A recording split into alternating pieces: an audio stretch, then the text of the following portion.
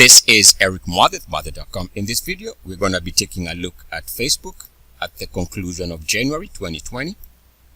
And we're going to be taking a look at Applied Materials, which is also at the conclusion of January 2020. And this is essentially a follow-up to a video I did at the beginning. If I forget to link the video in the description, this is the video title. You can search for it. All right, let's take a look here with Facebook. Begin with Facebook, and you can see at the highs of the month of January 2020, Facebook was up 8%.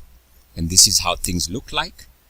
And we can see that even though it was up 8%, sometime in the middle of the month of January, this is how it ended. The month down about 1.6%. And I'm going to draw this line. For more explanation where this line comes from, take a look at the video which I did at the beginning of the month, which is going to be linked in the description. Turns out that the line I was drawing at the beginning of the month did come into play by the conclusion of the month as far as Facebook is concerned.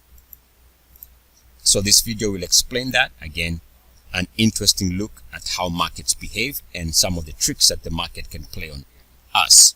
Now let's take a look at AMAT, which at the highs of the month was also up about 3.5%. And we can see at the conclusion of the month, the stock was down 5%. And again, check that video because I had drawn this line also at the beginning of the month of January. So if you want to understand how things played out for those two stocks, this video is going to be a good understanding, a good study. This is Eric Muathe with Muathe.com. As always, good luck, peace, and blessings. E-A-C-S.